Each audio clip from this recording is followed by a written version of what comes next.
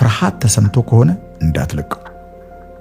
የሆነ ባር የሚል ከዚህ በፊት ተሰምቶ የማያውቅ እንግዳ ስሜት እየተሰማ ከሆነ never let it go። ለምን መሰለ? በጣም የሚያስፈራ በሆነ መጠን ያንተ ትልቁ ህይወት ያለው እዛ ውስጥ። ፍርሃት ከተሰማኝ በአንድ ነገር ላይ ሙሉ ትኩረቴን እሱ ላይ ነው የማደርገው። ምክንያቱም እሱ ውስጥ ነው የህይወት የትልቁ ነገር ያለው ማለት ነው። ምን እንደማለት መሰላችሁ?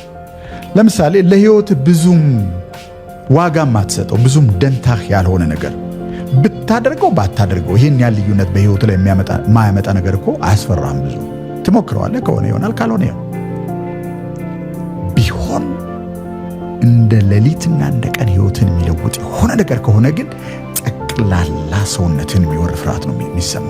ምክንያቱም ያን አይነት ህይወት ኖር አታውቅም ከዚህ በፊት።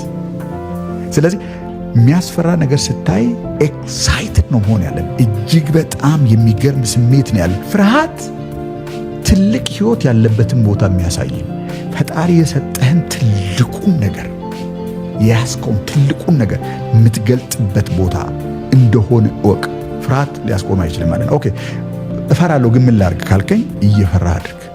ስሜቱ እየተሰማ ትንሿን እንኳን ነክተይ፣ ከዛ በኋላ ድፍረት እየጨመረ ይሄዳል። ፍርሃቱን ለማጥፋት አትሞክር። በዛው ፍርሃት መሃል ማድረግ የሚገባህ ነገር አድርገህ ፍርሃትን ማሸነፍ የሚችል ኃይል ባንተ ውስጥ እንዳለ አሳየው። ከዛ ደቂቃ ጀምሮ ፍርሃትን የምታይበት መንገድ እየተለየ ይሄዳል።